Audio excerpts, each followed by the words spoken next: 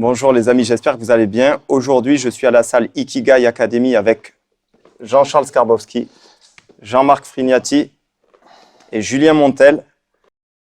Je te remercie de l'invitation. Voilà, c'est un grand plaisir. Bon, super, voilà. Merci beaucoup. Et ensuite, Jean-Charles, je vais te donner des noms de combattants et tu vas me dire un petit mot sur eux. Avec plaisir. Patrice Carteron. Pas rien de spécial à dire. C'est pas. J'aimerais bien savoir pourquoi il s'est amusé à m'insulter sur les réseaux sans raison. Alors que j'ai montré une technique dont il s'est servi contre Bob Sapp, et ça l'a fait exploser quand sa victoire sur Bob Sapp. Exploser, je veux dire, médiatiquement. C'est une technique que je lui ai montrée, il le sait. Et sa façon de remercier, voilà, c'est d'insulter. Voilà. Autre personnage? Autre personne? Dominique Valera. Dominique Valera, c'est un grand monsieur du karaté qui a fait pour les sports pieds-points en France. Donc, Dominique Valera, on s'est rencontrés, c'est quelqu'un de très sympathique. Donc, grand respect pour un ancien du karaté, un ancien du pied-point. Joe Prestia. Joe Prestia, c'est un très grand champion qui a réussi à battre Ramon Dekers, donc ce qui n'est pas rien, hein, et qui maintenant fait énormément pour le Muay Thai, par sa fédé, la FMT, en organisant régulièrement des combats pour les enfants, les amateurs, et de temps en temps des gros trucs. En tout cas, c'est un acteur important du Muay Thai, et c'est super bien ce qu'il fait, quoi. Jimmy Vienno. Jimmy Vienno, le meilleur français en 70-75 kilos. Ouais, mais peut-être meilleur mondial aussi, hein, forcément. Et quelqu'un de très respectueux, très sympathique, un grand champion que j'ai reçu récemment à la salle pour un stage. Je l'avais fait boxer plusieurs fois au Best of Siam. À chaque fois, il a fait des super combats, super victoires. Et ouais, et là, je crois qu'il veut passer au MMA, il m'avait dit. Donc, je lui souhaite bonne chance pour la suite. Je suis sûr qu'il va cartonner. Farid Villaume. Farid Villaume, c'est un ami, un grand champion. On a évolué ensemble, plus ou moins dans des catégories proches. On ne s'est pas rencontrés parce qu'on est des amis, donc on ne nous a jamais proposé. Et en tout cas, grand respect pour Villaume, pour sa carrière. Il a battu pas mal de grands champions de taille, il est respecté en Thaïlande, il est respecté dans le monde entier. Youssef Bouganem. Ouais, Youssef Bouganem, c'est un ami, et je l'ai fait boxer plusieurs fois au Best of Siam. Je l'ai fait boxer pour la ceinture du Raja, c'était une énorme occasion. C'est un combat qui l'a boosté sur les réseaux, hein, de boxer pour la ceinture du Raja. Par la suite, il a gagné toutes les ceintures possibles, hein, donc grand champion, grand respect. Lui ainsi qu'à son frère Yacine, hein, qui était resté chez moi pendant quelques années, que j'ai aussi boosté médiatiquement. Je l'avais ramené de Thaïlande et j'ai fait boxer dans tous les Best of Siam. Voilà, donc on est très proches, hein, avec la famille Bouganem. Voilà, on est un petit peu liés, quoi. Georges Saint-Pierre. Georges Saint-Pierre, super mec, super intelligent, considéré comme étant parmi les 5 plus grands athlètes de MMA au monde dans l'histoire. Très respecté dans le MMA. Il m'a invité plusieurs fois pour venir l'entraîner, et m'a invité aussi à son émission Ultimate Fighter. Je ne sais pas si vous avez entendu parler, là. On a vu. Parce qu'il y a des gens qui n'ont pas vu, quoi. Par exemple, quelqu'un qui était dans le coma pendant 20 ans et qui vient de se réveiller. Lui, il n'aurait pas vu, il ne saura pas de quoi je parle. C'est pour ça que je préfère demander, quoi. Parce que peut-être vous avez dans un long coma et vous n'avez pas entendu parler du truc. Donc je préfère demander, quoi. Si. Bah oui. Si le mec était dans le froid comme ça pendant 100 ans et qu'on le ressort aujourd'hui et que je lui parle de ça, bah, elle va pas comprendre. Oui, voilà. Voilà, je vais faire demander. Ouais, non, Saint-Pierre, super rencontre, ouais, c'est lui qui m'a appelé pour venir l'entraîner. On a vécu de belles aventures. On m'a présenté des gens et voilà. Et puis son émission, je sais pas si vous l'Ultimate Fighter là, qui m'a donné une petite célébrité rapide aux States, quoi. Sinon, on n'a jamais entendu parler de moi. Un mec qui connaissait, il est venu s'entraîner chez moi et il a dit ouais, Jean-Charles il m'a appris ça, il m'a fait ouais, tiens, je veux le rencontrer. Okay. John Jones. Alors, pour la petite surprise, je suis en contact avec l'entraîneur de John Jones et je lui ai proposé de venir l'aider. Il a dit avec grand plaisir. Il attend juste que je donne ma date de départ. Donc là, bientôt, je vais prendre un billet pour aller à Albuquerque, parce que c'est là-bas qu'il habite. Et j'ai préféré prendre un billet pour aller dans la ville là où il habite. Je ne vais pas prendre dans une autre ville. Je ne sais pas si vous comprenez l'utilité du truc. Ouais. Il habite à Albuquerque. En quoi ça va être intéressant de prendre un truc à New York ou à Los Angeles pour des vacances. Mais non, parce que le but, je ne sais pas comment essayer de vous faire comprendre, c'est de l'entraîner lui, en perso. Ouais. Ouais. En face à face. Ouais, ouais. En visio. Ouais, ouais. Donc je vais aller à Albuquerque pour l'entraîner. Et on s'est déjà mis d'accord pour que j'aille l'entraîner il y a quelques mois. Et le lendemain du coup de téléphone, il s'est luxé l'épaule. Ouais. J'espère qu'il n'a pas fait le rapprochement. J'espère que c'est juste une coïncidence, quoi. Si à ça que j'ai Jean-Charles au téléphone, il m'arrive un truc. Ouais, et donc là, il me dit ouais, donc là bientôt je vais aller voir John Jones pour le conseiller, puis prendre une petite photo, voilà. Et puis après dire sur les réseaux, voilà, c'est moi le formateur de John Jones, depuis qu'il est tout petit, voilà, il m'a toujours respecté, il a insisté pour que j'aille le voir, tu vois. Malgré tout. Oui, en fait non, c'est moi qui me déplace comme ça pour le plaisir. C'est bien. Jean-Claude Van Damme. Jean-Claude Van Damme, la star de sport de combat au cinéma. J'étais un gros fan. On s'est rencontrés un jour. Il était venu voir un combat à moi à Las Vegas. Et il était venu me donner son numéro de téléphone après. Et il m'a dit, si tu viens à Los Angeles, tu m'appelles. Donc pour moi, ça veut dire au revoir, adieu, quoi. Pour moi, ça veut dire adieu, quoi. Pourquoi ? Parce que je ne vais jamais à Los Angeles. Parce qu'en fait, je n'ai rien à faire à Los Angeles. Parce que je suis sur Paris, je m'entraîne sur Paris. À la limite, je peux aller à Bangkok. Mais qu'est-ce que je vais faire à Los Angeles, quoi. Je suis jamais allé, quoi. Je sais pas ce que je vais faire là-bas, quoi. Ouais, peut-être que pour lui, c'est évident que... Et il m'a dit, tu viens à Los Angeles, tu m'appelles. Donc, ce qui fait que pour moi, le numéro, j'ai donné à quelqu'un, quoi. Je dis, tiens, garde le numéro. Parce que, le numéro Van Damme. En fait, je vais jamais à Los Angeles, quoi. C'est jamais. Non, j'ai rien à faire là-bas, en fait. Parce que comme je vous explique, je suis sur Paris. Ouais. Je m'entraîne sur Paris. Donc, déjà, ne serait-ce que ça, tu vois. Ouais. À la limite, je peux aller à Bangkok pour m'entraîner. Mais par contre, Los Angeles, ça vient pas dans... Ouais. Je sais pas ce que je vais faire à Los Angeles. Ouais. Où est-ce que je vais... Pourquoi ? Ouais. Pour quelle raison, quoi. Il aurait dû faire l'inverse, il aurait dit quand je viens à Paris, file-moi ton numéro. On lui avait dit, ouais, parce à la salle, à l'époque, il n'y avait pas des portables, hein. À l'époque, c'était des fixes, quoi. Ouais. Tu donnais... Ah, c'est vrai qu'il n'y avait pas de portable à l'époque, hein. C'était des numéros de fixe qu'il a dû me donner, quoi. Ramon Dekers. Ramon Dekers, c'est lui qui nous a tous donné envie de faire Muay Thai. Rob Kaman et Ramon Dekers, c'était les premières cassettes qui tournaient, avec les deux grands champions qui pouvaient battre des tailles. Et donc, tous les Français, c'est des gros fans de Rob Kaman et de Ramon Dekers. Alors, je dis Rob Kaman parce que là, j'ai le t-shirt Rob Kaman dédicacé. Et voilà. Donc, Rob Kaman et Ramon Dekers, les deux premières légendes qui ont donné à toute une génération envie de faire des sports pieds-points, quoi, notamment de la boxe thaï, avec leur style fulgurant, quoi, avec une super anglaise et des bons enchaînements. Jérôme Le Banner. Jérôme Le Banner, meilleur poids lourd français de l'histoire, un des meilleurs mondiaux, et c'est un ami aussi. On s'entraînait un petit peu ensemble chez André Zetoun à l'époque. On était collègues d'entraînement. Il était venu chez André parce que j'étais là-bas, quoi. Il avait entendu parler de moi. Ouais, je suis un super mec, et en plus maintenant qui fait du cinéma, il fait plein de trucs, quoi. Et il a ouvert une fédé aussi, je crois, de boxe. Et puis il voyage un peu partout dans le monde pour donner des stages et promouvoir le kickboxing, le K1.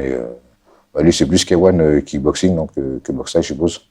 Voilà, donc un grand ambassadeur de sport pied-point en France, quoi. Cédric, Au même titre que Valera, quoi. Cédric Doumbé. Au Cédric Doumbé, superstar française aujourd'hui, là, qui fait évoluer les sports de combat, notamment le MMA, parce qu'il est passé au MMA, là. Et il remplit des Bercy comme ça en même pas un quart d'heure, quoi. C'est hallucinant, quoi. Super homme d'affaires, super businessman. Vraiment, c'est impressionnant ce qu'il fait. On a tous envie d'avoir la même carrière, quoi, d'être aussi célèbre et de gagner autant d'argent. Et il a réussi à le faire par sa personnalité. Il fait des vidéos, il essaie d'être drôle. Et ça marche super bien pour lui. J'aimerais bien le rencontrer. Là, je l'ai rencontré une fois dans un gala que j'organisais, je me souviens plus. Très gentil, très poli, très humble, réservé. Pas comme il peut donner l'impression quand il fait du trash talk, quoi. Et encore, ça reste quand même poli, quoi. Je pense que ça a l'air d'être une bonne personne, quoi. Et si ça marche pour lui, c'est que ça veut dire que c'est forcément une bonne personne aussi, parce que quand t'es pas une personne bien, tu peux pas réussir, quoi. Parce que faut être cool avec tous les gens qui t'ont entouré, tous les gens qui t'ont aidé. Et c'est pour ça que tu peux continuer à progresser, quoi. André Zetoun.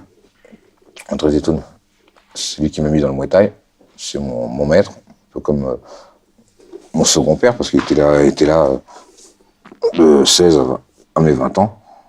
On se voyait tous les jours, il me poussait à être meilleur que la veille. Voilà, et donc je dois tout, quoi. Thibaut InShape, mais en boxe anglaise. Je connais pas trop Thibaut InShape, Ok. parce que je sais que c'est un youtubeur, c'est hyper célèbre. Je connais pas son niveau en boxe. En tout cas, c'est bien que des youtubeurs, ils promeuvent. C'est bien ça qu'on dit? Si. C'est ça? Ouais. C'est bien qu'il y ait des youtubeurs qui promeuvent.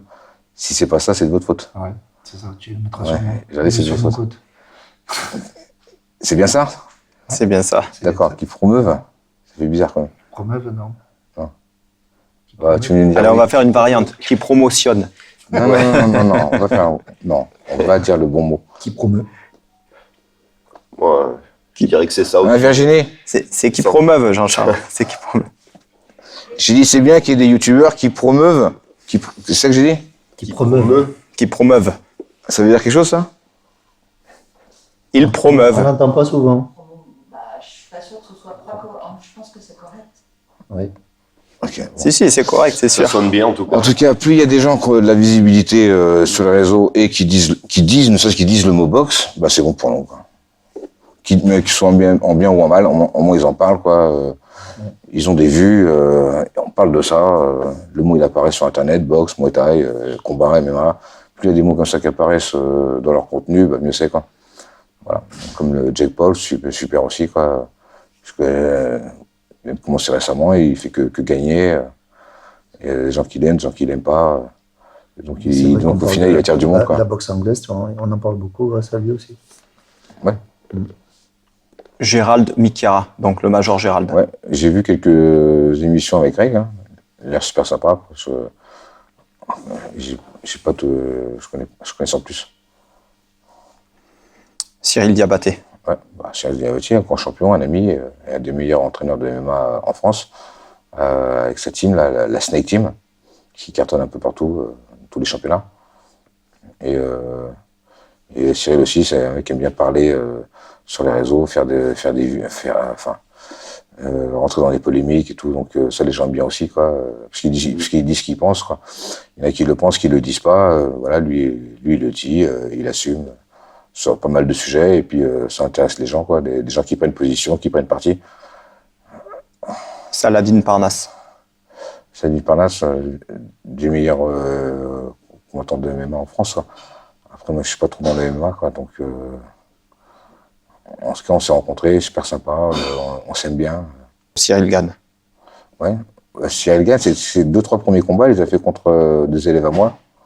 Et dans des petits galas à Paris, en banlieue, là, et c'était...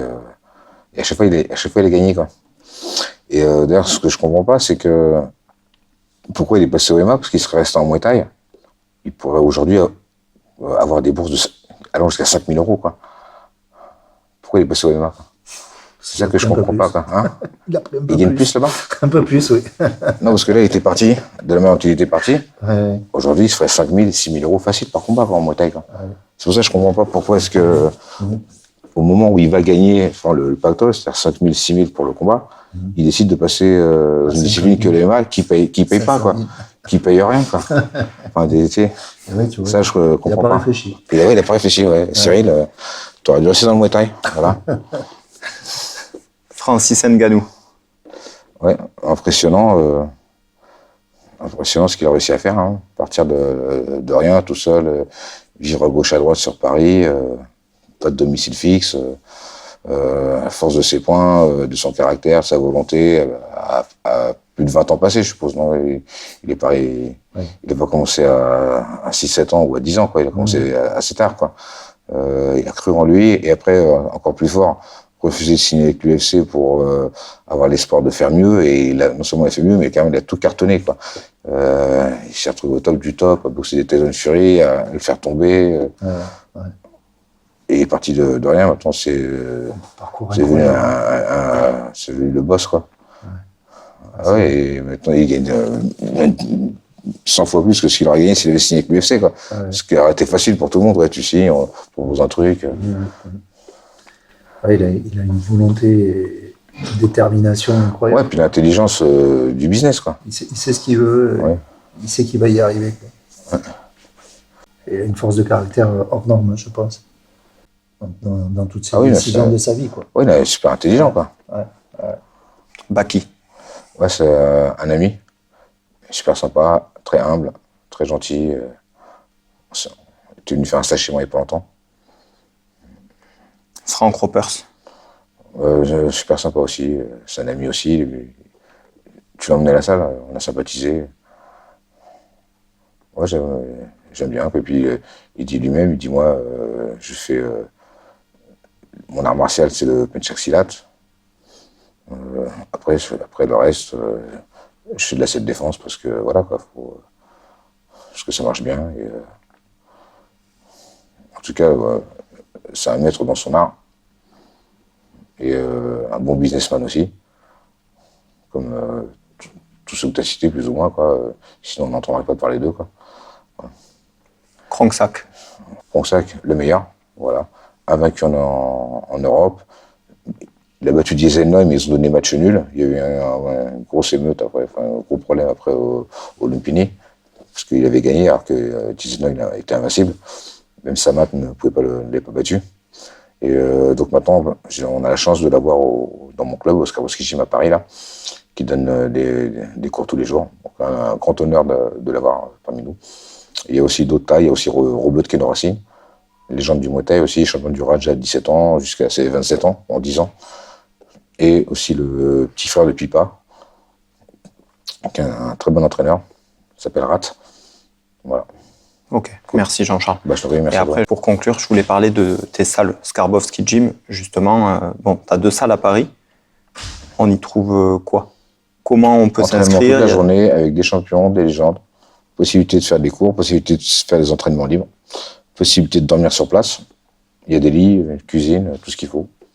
Voilà. On peut s'inscrire comment? C'est à l'année? C'est au trimestre, au semestre, à la semaine, au mois? Oui, exactement. Il y a le choix.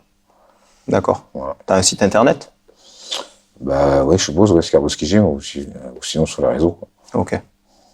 Ok, super. Bon, ben merci beaucoup. Bah, tous les bienvenus. Merci Jean-Charles. Merci à vous. Merci à vous. Enfin, je ne peux pas monopoliser la conversation.